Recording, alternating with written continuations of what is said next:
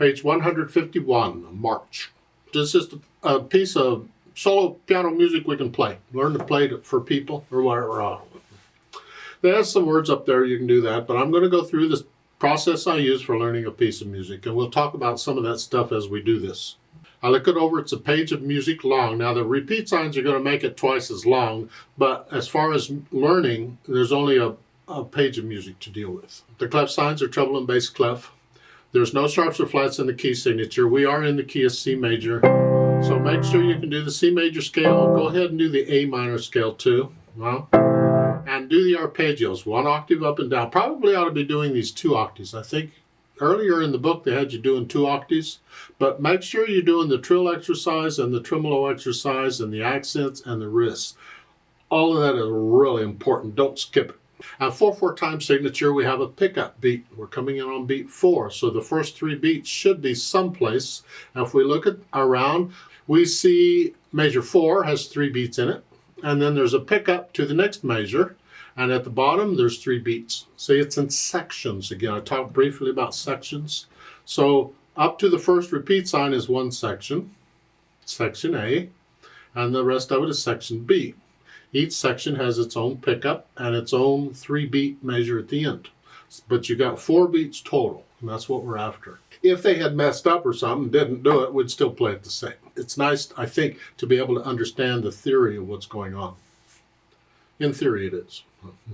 Let's take it one hand at a time because this gets a little bit tricky here. If you look at the finger numbers at the beginning, you see a 1, hold it down, then a 2, and a 5. And then we've got a 4 coming. So all of those make up a C chord in second inversion. We're just extending out to the octave. It's called the extended position. Instead of here, it's here, but we're in second inversion here. And it is a 4, not a 3. And so that's our position to start. And again, I connect everything I can. Now, we do these articulation later. 4, 1, and 2, and 3, and 4. Thumb comes up. And then your little finger was here, just come down here. And claps. And then you gotta come up just a little bit, because we have a G coming up. We gotta come up. And then you can do 2-1 if you want. That way you're in this position. And the reason is because when you go on, this is the position you need to be in. However, when you repeat, that's a problem, because I end up on a thumb, and I need a thumb when I repeat. I don't want to end up on a thumb if I'm going to need a thumb when I repeat. So I got these C's here, repeated notes. I've changed positions on repeated notes. So I just want any other finger besides thumb. So it's if I clapped, I'd do 3. And on 3, then I can do thumb. Here, I'm in position. So measure 4, the first time I play it, I'm going to use a 3 on D. 3-2. The second time, I can use a 2-1, because then I'm in position to go on. Then going on, we're just kind of here. Okay, measure 7, just here.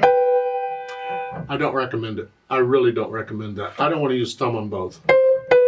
They're relying on the articulation. Ugh. I want a fingering that works connected. I'll do the articulation later. And I don't want to go from here at measure 7 to measure 8. So I'm simply going to play measure 7, scratch up and use 5 again. Now, and then reach up. I'm there. Just as easy as can be, yeah. So again, in measure 7, it's 5, and then again 5, scratch up, and reach up. And then right here. Oh, that'll be fun. Unfortunately, there's no real solution to this that I can see to connect this. So we're going to be stuck, unfortunately, in moving like that. Going from here to here. So just know where you are and know where you need to be and which fingers. You may have to practice that if you need to. But after you're here, change that to a 4 up on the C because I need the 5 later on. I don't want to stay on 5 and then have to go up here. So I'm going to 5 and then a 4. And technically you can change to 4 on any of those notes. I could wait.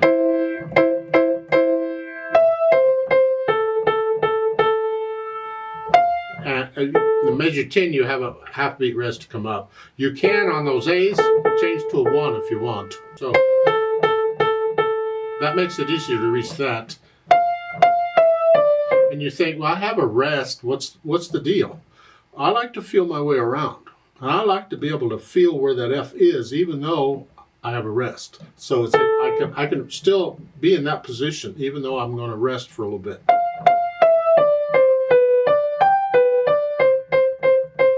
Now, a little alternate fingering if you'd like to try. This is for measure 3 and measure 11, because they're the same. I have you coming up with a 2 on the D. So here, you can actually stay there and use 3. Just reach up. Either one works, in my opinion. I tend to probably just stay there and then reach up with a little finger.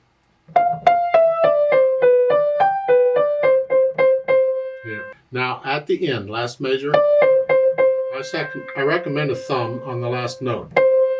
This way when you repeat back to the pickup here, after the repeat sign, yeah, you're in position here. Yeah. Left hand's got the chords. You got the C chord or the 1 chord. And you got it's an F chord. We're not using all the notes. That's fine. Just come up with a thumb. That 5/7 chord of the dominant 7, and then here, remember the dominant 7 has 4 notes? Well, here you're doing this one and then this one. Same chord, it's just different arrangement. That's really all you're doing in the left hand. So we put the hands together, and when I first put the hands together, I probably hesitate a lot. I really don't care. I'm just trying to figure out how the fingers are working. So we're here. Make sure you're playing the rest, and you play a rest by being quiet. So that left hand has to come up on beat 2. And then here, and then here, the left hand comes up. And both hands come up, and then here.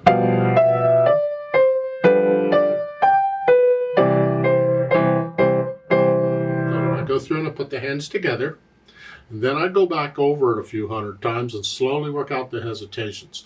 And again, you can take this a section at a time. So just focus on the first section, the first 4 measures or so. Go over and over and over them until you can do it, no hesitations. And then once you can get that, set it aside, don't keep playing it. Now focus on the second section and only play that. And then when you can do that with no hesitations, then go back and put it together. Don't keep playing the first section after you can play it while you're trying to learn the second section. That's inefficient. You waste a lot of time. I'm sure you don't have that much time to waste. Maybe you do. I don't know. But don't. It's just focus on the stuff you need to learn and put the stuff you know aside for a moment. You'll still know it when you're ready to put it all together. So once I can play it with no hesitation, then I add the articulation. We have staccatos and accents. The staccatos are going to be short. I'm going to flex at the wrist here.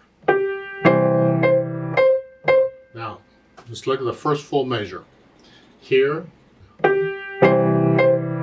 See, I got staccatos here, but I'm holding that down a full count. So it's, when I play the 3rd C, that comes up.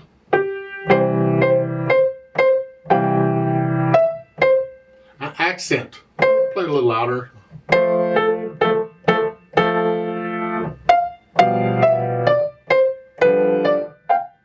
You get the idea? That's what we're doing here. It's a rather bouncy piece, isn't it?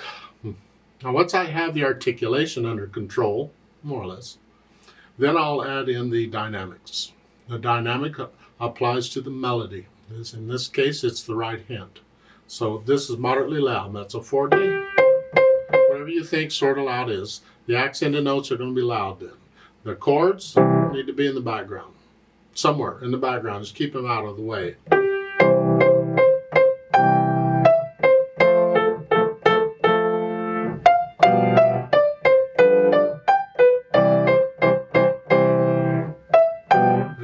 You don't get another dynamic for some reason until measure 8. You get the hairpin to go up to loud. Here. You have to be careful with that, because if you're not careful, you'll be loud by the second beat of measure 8. You'll be loud already. So if you have to come down a little bit, here, this leads into it. There, that leads in. That's where your crescendo really, most of it's going to be, in that latter part. Remember, a diminuendo and a crescendo is not a straight line. It's a curved line. So if you're crescendoing, you're not changing much at first, and then toward the end of it, there's where most of the change. Same thing with the diminuendo. You're not changing much at the beginning of it, but toward the end of it, that's when you're dropping off the most. So you shape your crescendo or diminuendo, and here it's going to be those eighth notes. So that's where you want the crescendo to be. You can't hear it in the video because the electronics I'm using evens it all out. Take my word for it, it's there. Okay. And then you end it loud. Once you get into it and get to know it, you could do a little more with the dynamics. However, it is a march. It's clear it's kind of a happy march. The tempo is alla marcia, or like a march in the manner of a march. Left, right, left, right, left, right, left, right. Right. However, it needs to be accurate, so what can you do with the eighth notes? Don't go faster than accurate. To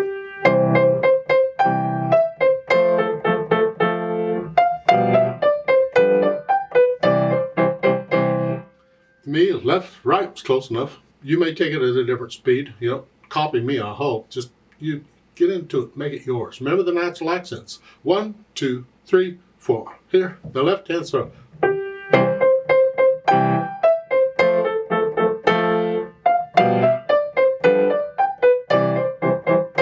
1, 2, 3. I'm exaggerating so you can hear them better, but you feel them. The first beat, it should be clear to everybody that that's a pickup beat. Because a lot of times when you're playing, the first beat you play, the first note you play, they'll think it's beat 1. So it needs to be clear. It's to hear on that. Now, I don't say everything in every video. Just keep in mind the counting part. I'm only doing that to get the rhythm. Once I have the rhythm, I don't count it anymore. I feel it after that.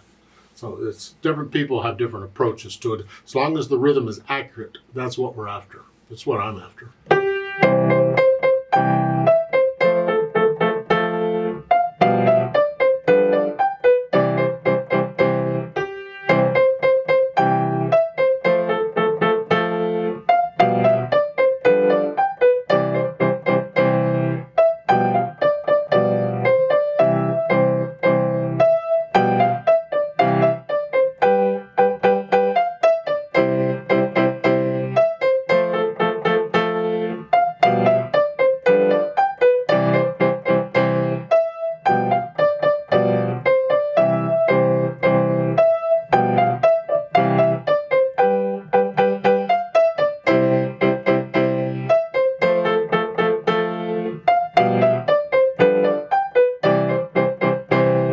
Please don't copy me.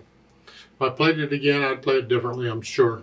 I'm just kind of having fun with it, getting in and doing my thing. Yeah. Let's play this together very slowly and check the notes and the rhythms. I'm not going to do louds and softs, there's not much there anyway. I'll try and do the accents and staccatos. I'll give us 3 counts, and we are going to do the repeats, everything. 1 and ready and go, and 1 and.